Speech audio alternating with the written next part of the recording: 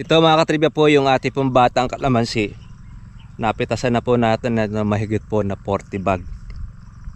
Swerte na tiyempohan na po natin po yung mataas na presyo. Sa 250 na puno, 2 taon at kalahating taon. Kaya yan, pagka ganito po mga katribya po ang kalamansi po natin. Ayan, dyan na po ngayon unti-unti pong iaahon yung pong inyo pong pinuhunan. Magandang umaga po sa inyo mga katribya at welcome po kayo sa aking YouTube channel. Magandang araw sa lahat po ng mga sumusubaybay nito pong ating pong vlog at pati na rin po sa ating mga suki na at sa ating pong mga kababayan na kung saan po yung nakatutok at nakamonitor dito po sa ating kalamansi. Sana po mga katribya nasa mabuti po kayong kalagayan. Ngayon pong umaga dito po tayo sa ating pong farm na kung saan ay hindi pa po tayo tapos po sa ating pong pagpipitas or harvesting ng ating kalamansi. Ngayong umaga ay papipitas na po natin, pagtutuloy dahil nabinbin po yung ating harvest. At ngayon mga katribya, panahon na po muli ng ating alagaan dahil nag-aaraw na. Po mga katribya po nag-aaraw na, active na ang ating pong mga insekto. Kaya kailangan po natin tayo po mag-follow up po ng ating pong pag-i-spray. Shoutout po natin ang ating pong katribya, si Sir Ignacio sa Santo Cristo. At naipasyat po tayo doon sa kanya pong farm at pinakita po sa atin kung saan ay kasalukuyan pa rin pong nakaarkila yung kanilang lupa. Ngayon, masasabi lang po natin doon po sa mag-asawa at sa kanila, sa pamilya po Ignacio, kung mahahamon po ninyo na balik pera o kaya parang kayo po ang tutubos doon po sa mga lupa po na yon.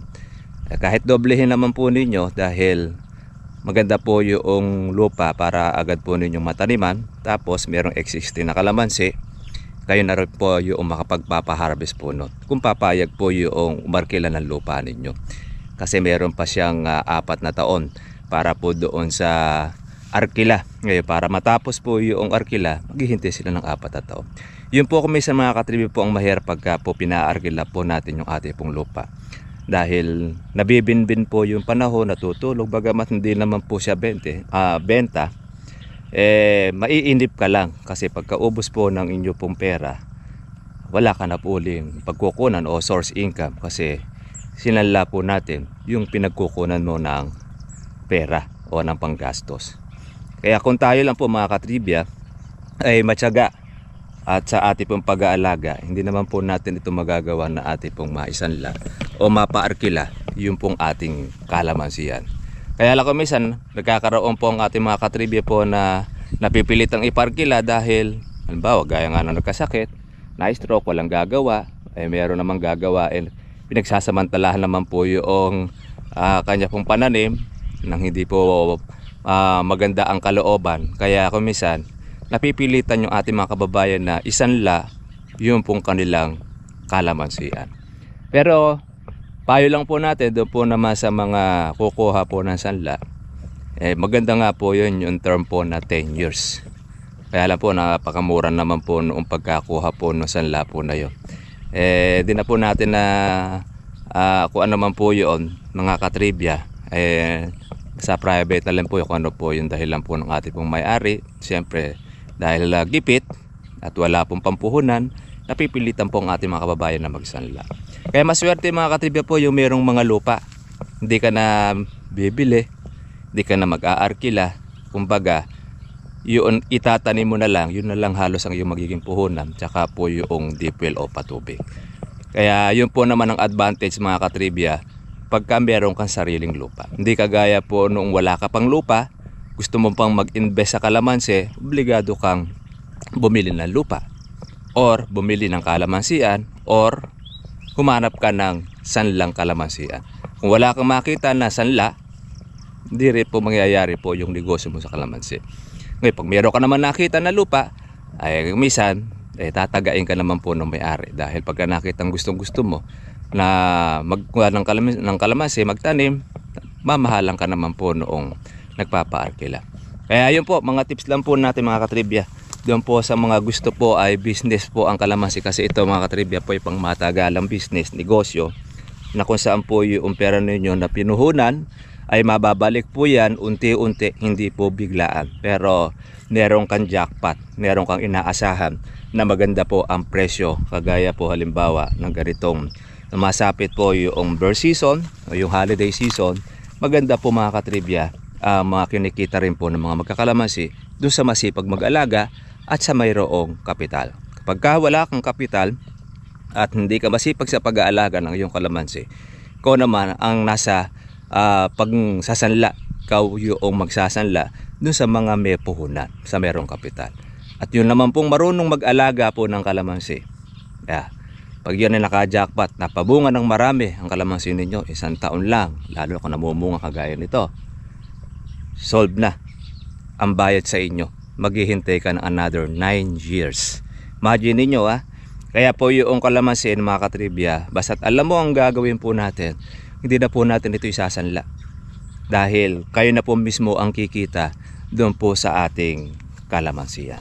Meron tayong lupa, gusto pong arkilahin o kaya gusto pong bilhin. Hindi po natin, kahit mataas po ang turing niya, hindi po natin ibinibigay kasi kesa siya po ang kumita, hindi ako na po ang kumita mga katribya. Para alam po ninyo na meron po tayong pagkukunan. Sa oras po kasi mga katribya na isinanlan natin ang ating pong kalamansi, putol na po income natin. Pagkatapos po ninyo na maubos, halimbawa yung inyo pong pinuhunan, yung kung saan ay naglipat business ka at nalugi, huwag naman sanang malugi yung negosyo, yun po mangyayari, malulugi tayo dahil mag-uumpisa ka uli mga katribya po dun sa zero.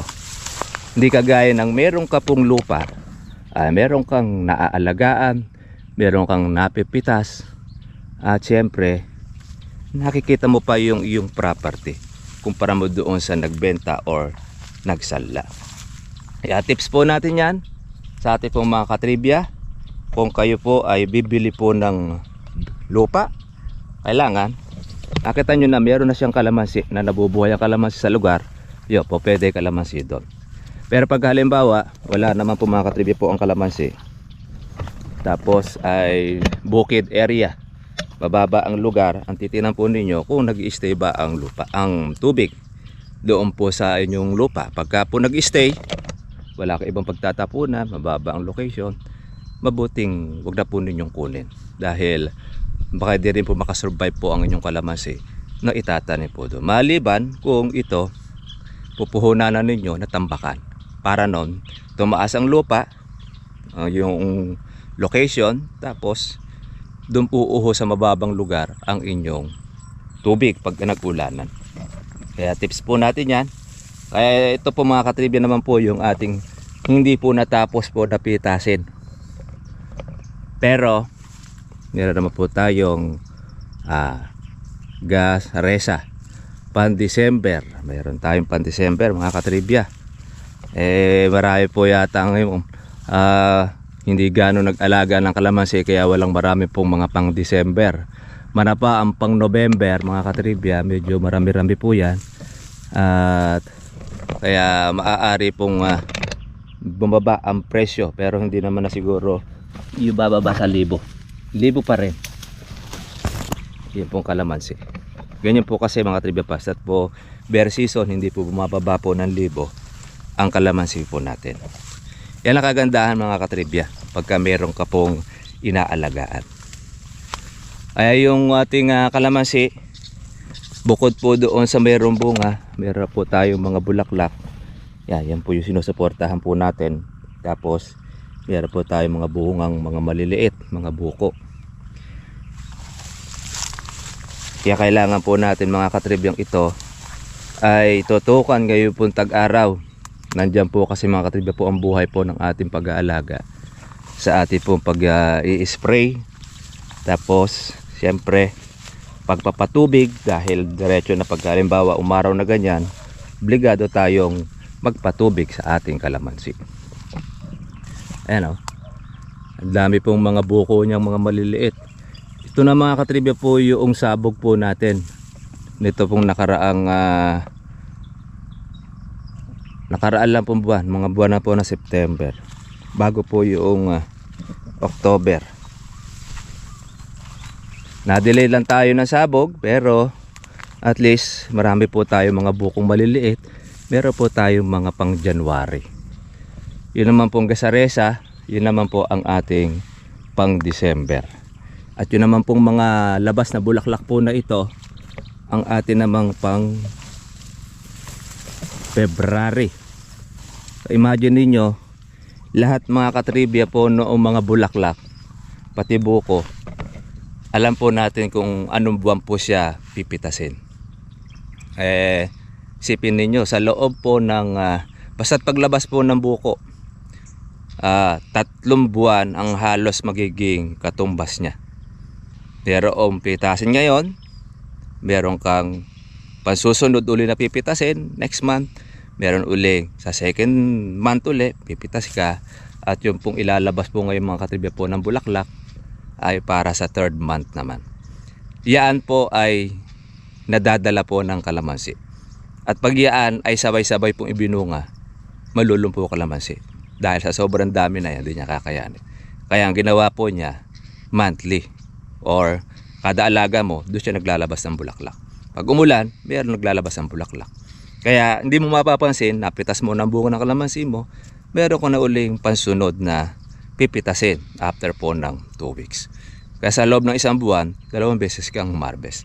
Kung gusto mo nang mapalaki ng husto ang bunga ng kalamansi mo, 1 beses sa 1 buwan ang pitasin mo. At doble na yung mga alanganin, makukuha na siya. At after naman po na mapitas ninyo ang bunga, ang kasunod naman yan, yung next month po ninyo. Yun yung tinatawag po natin ng mga gaholin. At pag yun naman ay lumaki yung gaholin po ninyo, nalaki naman yan, gasaresa. Gaya niya. Ganyan po mga katribya kung paano kami kumita sa kalamansi. Talagang monthly, nagkakaroon tayo ng source of income dahil sa tuloy-tuloy po na kanyang pagbubulaklak at pagbubunga. Na kahit po sa tagulan, diretso pamumulaklak at pagbubunga niyan. Kaya nga makita ninyo mga katribya, lahat po ng mga bawat sunong, bawat dulo ay meron po siyang bunga. Pag hindi po ninyo mga katribya ito aalagaan, hindi nyo po siya sprayan at hindi rin po ninyo mga katribya ito patutubigan, lahat po ng mga bunga na yan ay mawawala. Yan po ay sisirain ng mga manunusok gaya po ng putakti. Kaya maliit pa lang yung buko ninyo ay iba na po ang itsura. Hanap po tayo ng mga tinamaan na po ng putakti o sinundot. Maliit pa lang, kupildong na itsura. Buo ito eh. Yung lahat po ng mga buo, yan po mga katribya ay hindi po siya nasundot ng putakti. Pero pagka kupildong na, sira na po ang bunga nun. Ngayon wala po tayo mga katribya pang nakikita pa na sira. Dahil naalagaan po siya ng panahon. Pero yung pong mga bulaklak po na in-spray natin, saka ng mga nakakaraan, hindi po tayo nakakasigurong yan ay buo hanggat hindi po nagpapakita na ganito ang size. Ito na po mga katribya po yung tinamaan na po ng putakte, sinundot siya, sira na ito, malalaglag na po yan. Tsaka ito, tingnan nyo, iba po ang size yan, itusok na siya.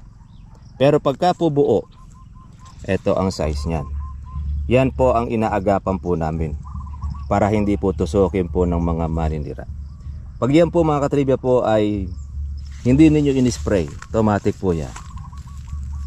Sa pagkahulog po yan mauuwi. Kaya lang, para po sa ating mga katribya, hindi po lahat po ng mga buko na inyo pong nakikita ay nagtutuloy. Dahil sa sobrang dami kumisan po ng mga bunga, kusa pong naglalaglag ang puno. Inilalagas po niya ang bunga niya, yun pong kaya niyang dalhin, yung ang kanyang itutuloy. Kaya para doon sa ating mga katribya, kung minsan nagtatanong bakit po yung kanyang kalamansi ay meron siyang mga buo na lalaglag. Kaya makita niyo sa ilalim, merong mga laglag. Ayan. Depende po yun mga katribya po doon sa klase po ng inyong lupa at sa inyong kalamansi. Pag mahina po mga katribya, ang inyo pong puno, mas madalas po yan, malaglag ang bunga ninyo. Pero kapag ka po ang kalamansi ay malakas. Sabihin, maganda po ang puno, mataba siya. Alaga mo siya sa abono, alaga mo siya sa spray, pati na rin po sa pagpapatubig. Malakas. Yung pumbunga niya, magtutuloy yun. Meron man po siyang malugas, masira, konti lang. Kumpara po natin dun po sa mahina ang katawan. Pag mahina po kasi ang katawan, kahit ano man, di po makakabuo. Kagaya halimbawa, doon lang po sa mag-asawa, meron, gawa po ng gawa, hindi po sila makabuo. Bakit? Baka may diferensya yung lalaki or may diferensya ang babae. Pero kung pareho naman po sila, wala po silang problema, maliban na lamang kung overage na, ay talaga pong mahihirapan sila.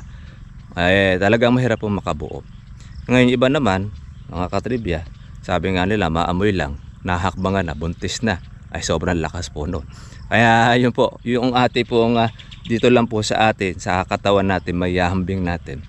Pag malakas ang katawan mo, lahat po ng trabaho pwede mong gawain. Sabihin, makakakilos ka, makakatrabaho ka. Pero pag mahina ang katawan mo, mga katribya, hindi ka makakagawa. Nandun ka lang sa bahay, nagpapagali. Ganon din po ang kalamansi.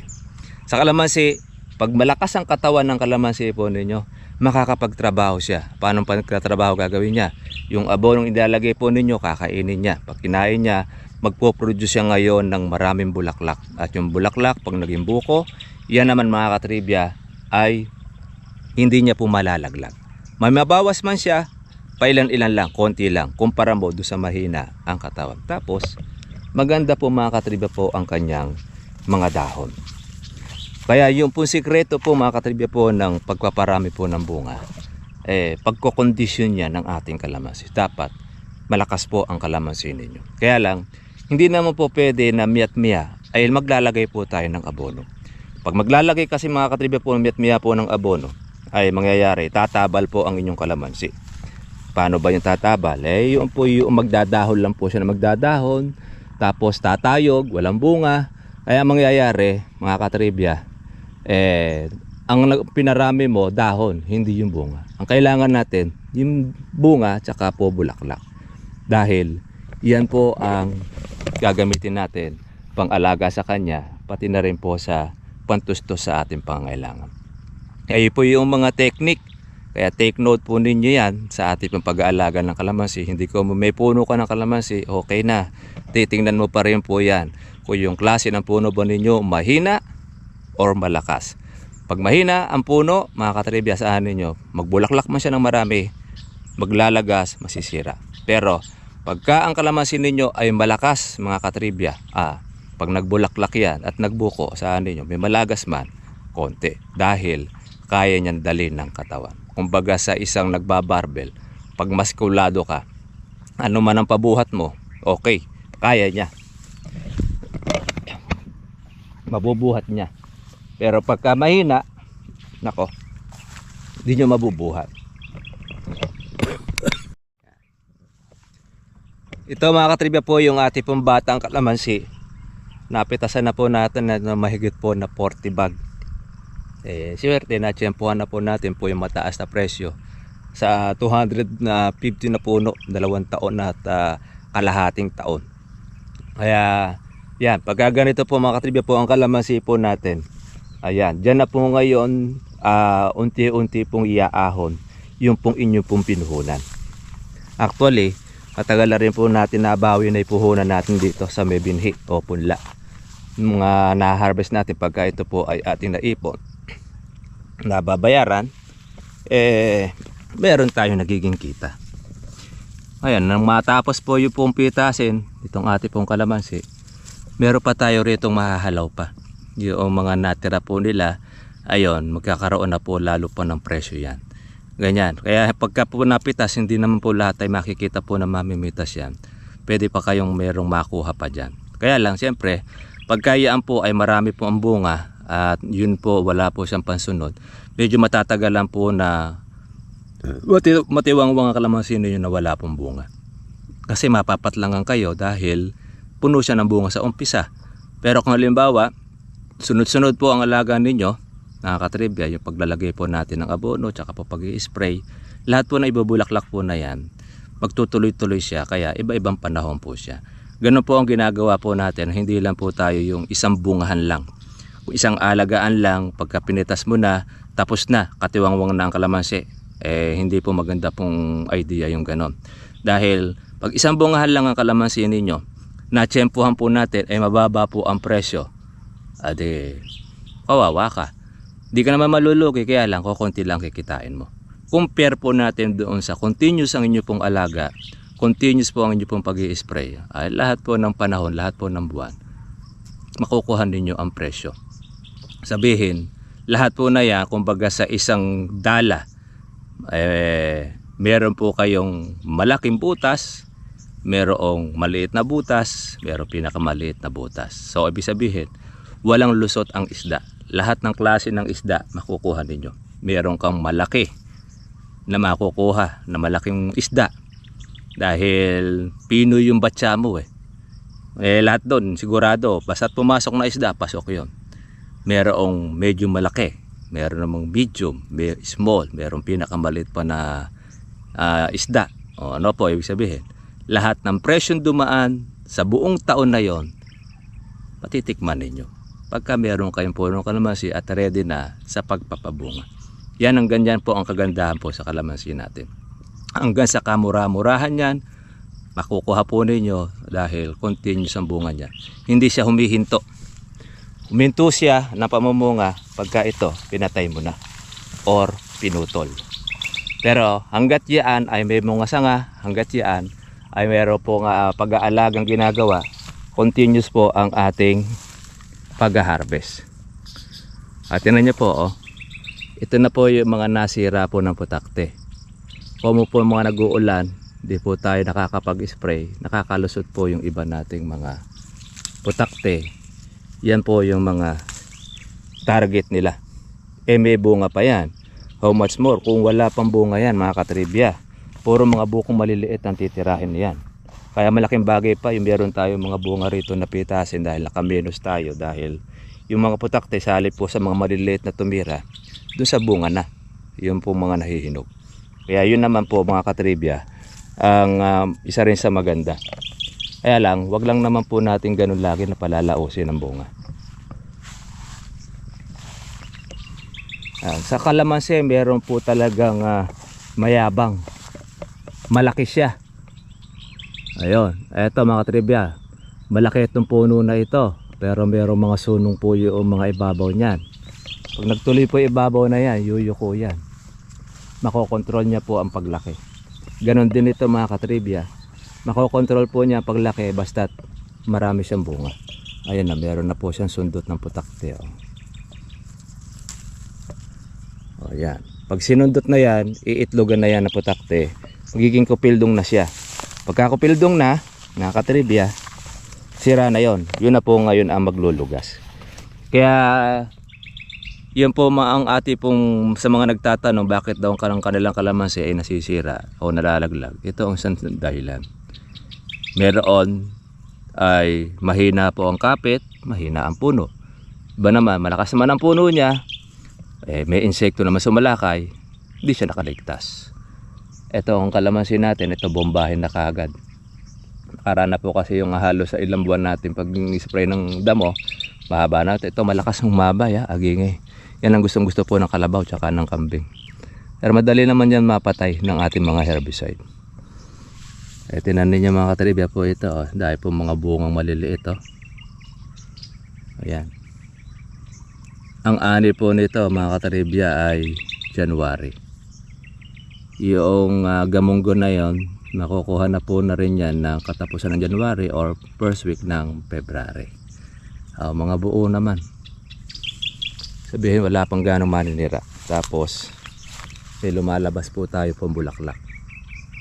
Kung ito mga katribya po ay nakuha at napitas na po yung mga malalaki, malaya naman ulit siyang yung magdala po ng bulaklak, magsunong. Pag ito po ay ating pang natubigan, maglalabas pa uli ng panibagong bulaklak, another batches po uli yun ng ating pong hihintayin ng pamumunga. Kaya meron na po siyang maliit na lumalabas, yan, meron siyang bumuka na. Kaya iba pong panahon ito. Mga nasa 2 linggo ang pagitan niya para maging ganito po ang bulaklak. 2 linggo o kulang 2 linggo. Yan. Kaya hindi po magkakasabay-sabay eh. Yan, mga nauna yan. Kaya pag yan po ay naging buko, may gamunggo, merong gamais, meron siyang gapalito po ng posporo. Kaya yan ang ating pag-aaralan. Pagka meron kayong kalamansi, meron kayong titinan na merong may sira. Ay, sa tagal po natin nag-aalaga ng kalamansi, alam na po natin kung tayo po ay kikita o hindi kikita. Kaya naman po sinishare namin po sa inyo para doon po sa mga bago at na-inspired po sa ating pagkakalamansi. Sinasabi po natin yung reality. Nasa inyo mga kamay ang ikakikita ninyo sa kalamansi, pati na rin sa kapital. Pagka halimbawa pinabayaan po natin ang isang bagay, hindi tayo kikita. Pag wala ka namang kapital, lalo ka hindi kikita. Kaya dapat yung kapital, pinaka-importante dyan, yung kung kaalaman, experience, karunungan, yan, pinaka-the-best yan. Dapat meron tayo niya. Pagka wala niya mga katribya, ako, ay puro logi po ang inyo pong aabutin. So, spray pa rin po tayo. Pwede pa't malamig. Ayan, meron pa tayo isang karga. Ganun na lang po mga katribya. Kita-kita lang po tayo po bukas para po sa susunod po natin vlog. God bless po sa inyong lahat. Bye bye. Ano yung ginagawa mo? Ito yung ginagawa mo. Ayun, laro ka. Ang gawin mo yung ginagawa mo. Ayun o, dikit mo. Ayun o, dikit mo.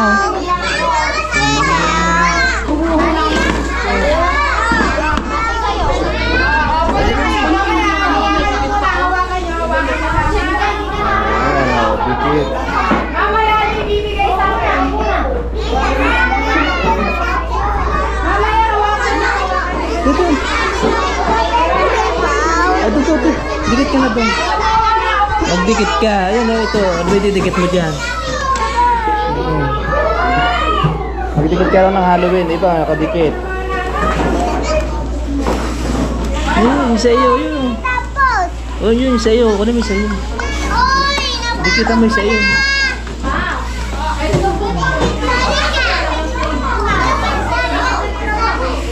Merong activities ang mga sikiting ko.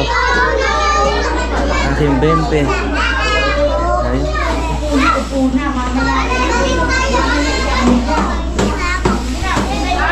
Wala kang dinikit dito.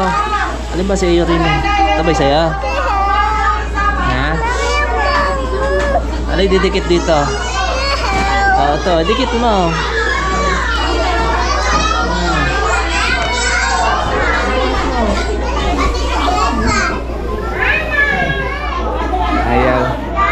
Ayaw ng aking baby.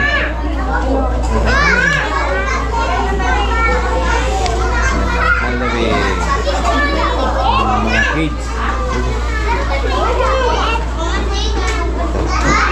Ito yung mga kuwan ng mga bata. Mga kaklase ng aking tititi. Ito na. Di pa tapos yung kwan mo. Di pa tapos. Di pwede. Malikot dito ang aking anak. Kumusta ka na doon? Hello. Hello. Okay na. Wala na yung costume mo. Yan, higwa mo. Higwa mo. Ano ginawa mo kanina? Nag-draw ka. Anong kuha mo? Nagbayad ka ba sa school? I want to play. Gusto mo play? Oo, dito. Yan yung mga bata eh. Kung ano na yung mga kanilang mga teacher. Halloween sila. Kaya yung costume nila iba-iba. Okay, nung nag-aaral kasi tayo, hindi rin po kami dumaan sa ganito. Basta grade 1 na kagad. Walang Halloween, basta direct lang.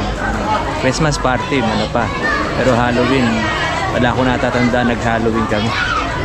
Ngayon, nadagdag ulit ngayon, may Halloween. Uwi na rin kami. Ang ating chikiting. Ayan, iwan na rin po yung mga bata. Si Mrs. Okay ka lang. Na-stress ako. Stress ka sa bata. Okay, stop. Ate! Ayan. Okay ka lang, okay? Dad! Yeah. Ang aking makulit na chikiting. Siya ang bida.